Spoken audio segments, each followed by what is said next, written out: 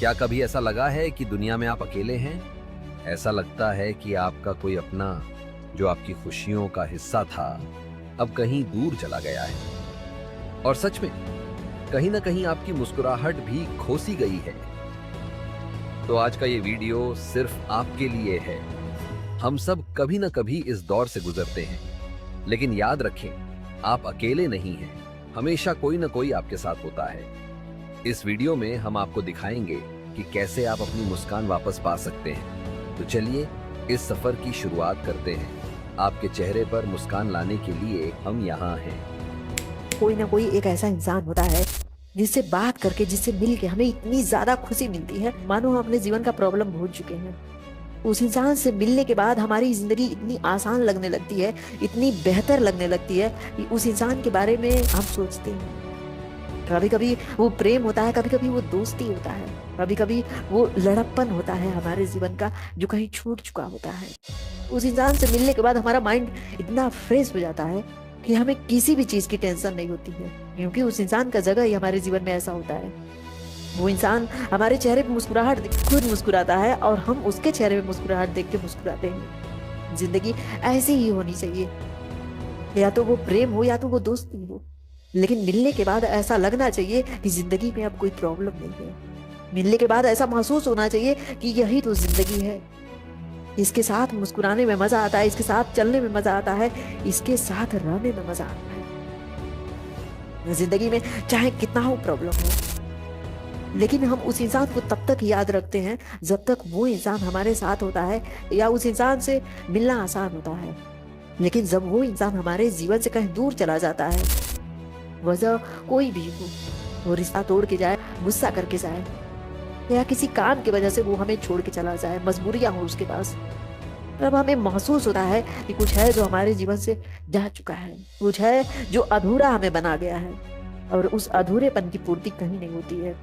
तब आप लोगों के पीछे चाहे कितना हो भागो, कोई आपकी केयर नहीं कर सकता, कोई आपको उस तरह नहीं समझ सकता जिस तरह वो इंसान आपको समझता था। आप अपनी बातें किसी के सामने कितना हो बेहतर तरीके से रखो, वो इंसान कभी नहीं समझेगा, क्योंकि आपके जीवन में एक इंसान ऐसा था जिसे शायद आप कहीं ना कहीं खो चुके हो, जिसे आप भूल चुके हो। उस इंसान को याद करो। आप उस इंसान को तब तक याद नहीं करते जब तक वो आपके पास है, लेकिन तब याद करते हो जब वो आपका साथ छोड़ के चला जाता है, क्योंकि आपको उसकी कमी महसूस होती है। आप मुस्कुराना छोड़ चुके हो सिर्फ उस इंसान की वजह से। अगर जीवन में प्रॉब्लम है, जीवन में बहुत ज्यादा दुख है, तो उस इंसान से मिलो। उस इंसान को बताओ कि वो इंसान कितना इंपॉर्टेंट है आपके जीवन में। उस इंसान को बताओ कि वो इंसान आपका मुस्कुराहट है। आप मुस्कुराना छोड़ चुके हो, क्योंकि जब तक आप ईगो में रहते हो, आप ये महसूस करते हो कि किसी के सामने ऐसी बातें रखने से क्या फायदा अगर वो आपको मना कर दे, अगर वो आपका मजाक उड़ाए। लेकिन मजाक और मना करना तो अलग बात है। जिंदगी कब तक है? जिंदगी तो सिर्फ 2 पल की है। कब तक उससे रूठे रहोगे? उसके सामने अपना ईगो रखोगे? जहाँ पे आपकी मुस्कुराहट है वहाँ ईगो क्यों रखना है? वहाँ पे एटीट्यूड क्यों दिखाना है? वहाँ पे सरलता से उसके सामने बात रखो, क्योंकि वही तो एक इंसान है जो आपकी बातों को समझ सकता है। अगर उसके सामने आप एटीट्यूड दिखाओगे, उसके सामने आप ईगो दिखाओगे, तब आप जिंदगी में किसे ढूंढोगे? नए नए दोस्त आपको मिलेंगे, लेकिन कोई ऐसा नहीं मिलेगा जो आपकी बातों को समझ सके, जो आपको समझ सके, जो आपको इतना बेहतर जानता हो, जिससे आप गुस्सा हो जाओ तो वो आपको मनाने आए, वो आपको गाली देके आपको साथ ले जाने आए। आपका गुस्सा जायज हो सकता है, लेकिन आपका साथ पाने के लिए वो आपके लिए कुछ भी करने के लिए तैयार होता है। अगर उस इंसान का हाथ छोड़ चुके हो, आप अपनी जिंदगी की प्रॉब्लम देख के अपनी जिंदगी की प्रॉब्लम से तभी बाहर निकल पाओगे जब वो इंसान आपके साथ होगा। मुस्कुराना बहुत जरूरी है, और वो इंसान सबसे ज्यादा इंपॉर्टेंट होता है जिसकी वजह से आपके चेहरे पे मुस्कुराहट आए। आप ईश्वर के सामने हाथ जोड़ के अपनी खुशियां मांगते हो, लेकिन उस इंसान के पास जाके उससे बात करो, आपको बहुत बेहतर महसूस होगा। आप महसूस करोगे ईश्वर के सामने जाके हाथ जोड़ने से अच्छा है उस इंसान से 2 मिनट बात करना, क्योंकि उस इंसान को भी तो ईश्वर ही ने भेजा है आपके जीवन में। अगर आपके पास दर्द की दवा है, अगर आप जानते हो कि इस दवा को लगाने से आपका दर्द ठीक हो सकता है, फिर बड़े बड़े हॉस्पिटल में दौड़ने से क्या फायदा? फिर लोगों से पूछने से क्या फायदा कि मुझे कोई और दवा दो? जब आपके पास हर चीज का उपाय है तो क्यों भागते हो किसी के पीछे? लोगों को समझाना नहीं है, लोग अपनी बातों को नहीं समझेंगे। अगर आपके पास एक चीज है जो मुस्कुराहट ला सकती है आपके चेहरे पे, तो एक बार उसके पीछे भाग के देखो, एक बार अपनी आंखें बंद करके अपने ईगो को हटा के, अपने एटीट्यूड को हटा के सामने जाओ, अपनी बातें रखो। अगर हो सके तो वो बातें रखो जो आप महसूस करते हो उसके लिए। और रहा सवाल, अगर वो इंसान आपको छोड़ना चाहता है, अगर इंसान का साथ आपको नहीं मिल रहा है, वो नामुमकिन तो नहीं हो सकता, लेकिन अगर नहीं मिल रहा है तो शायद ये कह सकते हैं आप किसी और को ढूंढो। अगर कोई और न मिले तब आप बोल सकते हो कि आपका समय बहुत खराब है, आपका जीवन बहुत दुखद है, आपको इस समय में ईश्वर के पास जाना चाहिए, उनकी आराधना करनी चाहिए। शायद ईश्वर आपकी कोई मदद कर सके।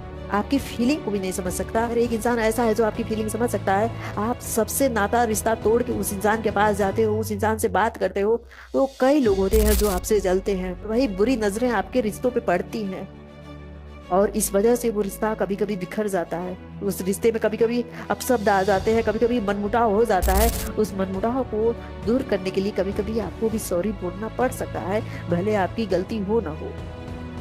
बाद में आप इसके लिए बहस कर सकते हो, आप इसके लिए डांट सकते हो, आप इसके लिए उसे समझा सकते हो कि आपके जीवन में वो इंसान कितना इम्पोर्टेंट है। जरूरी यही है कि जिस इंसान का साथ आपको चाहिए, जिस इंसान का हाथ थामना चाहते हो, उस इंसान के सामने कभी एटीट्यूड मत दिखाया करो, उस इंसान के सामने कभी ईगो मत रखा करो, क्योंकि ये चीजें उस इंसान के बीच और आपके बीच एक दूरी बनाता है और उस दूरी की भरपाई कभी नहीं हो सकती।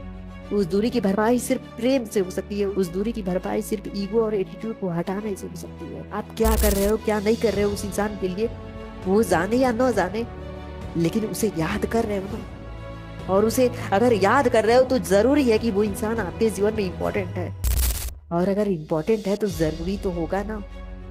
तो एक बार खुद सरेंडर करो उस इंसान के सामने, एक बार उसके सामने बताओ कि आपके दिल में उसके लिए क्या है। मजबूरियां उसके पास होंगी, मजबूरियां आपके पास भी होंगी। वो नकारता है तो आप उससे कह सकते हो कि 2 कदम और साथ चल के देखते हैं, जीवन बदलता है तो रहा जाएगा, नहीं बदलता है तो फिर अपनी अपनी मंजिल की ओर चला जाएगा। रास्ते अलग हो सकते हैं, मंजिल एक हो सकती है, और अगर मंजिल एक है तो एक ही रास्ता चुनना बेहतर होगा, क्योंकि एक केयर कर सकता है दूसरे की तो दूसरा भी केयर कर सकता है दूसरे की। कुछ रिश्ते सिर्फ इसलिए छूट जाते हैं क्योंकि जिम्मेदारियां बहुत ज्यादा होती हैं, और जिम्मेदारियां हमें महसूस कराती है कि बहुत कुछ है जो हमने छोड़ चुका है, शायद मुस्कुराना भी छोड़ दिया है। आजकल के जो युवा हैं, अगर उनकी जिम्मेदारियां बढ़ रही हैं तो उनमें गुस्सा भी खत्म हो जा रहा है, गुस्सा न जाने कहाँ चला जा रहा है। उन्हें डर लगता है कि कहीं उनका अपना और चाहने वाला इंसान उन्हें छोड़ के चला न जाए। इस डर से उनका गुस्सा भी खो जाता है। जहाँ पे उनका गुस्सा खत्म हो गया वहां पे वो अपनी फीलिंग को खुद मारते हैं। जो एक इंसानी जीवन में जरूरी है उसे भी अगर वो छोड़ते हैं तो वो तो उनके जीवन को बर्बाद करके ही रहेगा। वो कहते हैं नदियों पे बांध लगाना बहुत जरूरी होता है। अगर उस नदी पे बाढ़ के समय बांध लगाओगे तो जिस दिन वो बांध टूटेगा पूरा शहर डूब जाएगा। वो बांध गुस्से का हो सकता है, वो बांध प्रेम का हो सकता है। कब तक खुद को बांधोगे, तक खुद की फीलिंग को बांधोगे। जिस दिन वो बांध टूटेगा न जाने क्या कहर आएगा आपके रिश्तों पे, आपके अपनों पे। इसलिए खुद को बांधना छोड़ो, खुद को स्वतंत्र रखो। जो आपके दिल में बातें हैं अपनों के लिए अपनों के पास रखो। गुस्सा है गुस्सा रखो, लेकिन इतना ध्यान रखो कि बेवजह की गुस्सा मत रखो। हर गुस्से के पीछे एक वजह होना चाहिए। बेवजह किसी से प्रेम कर रहे हो तो उस प्रेम का भी एक वजह होना चाहिए उस इंसान के दिल में। अगर उस इंसान के दिल में वजह नहीं है तो वो उस प्रेम को ठुकरा के चला जाएगा।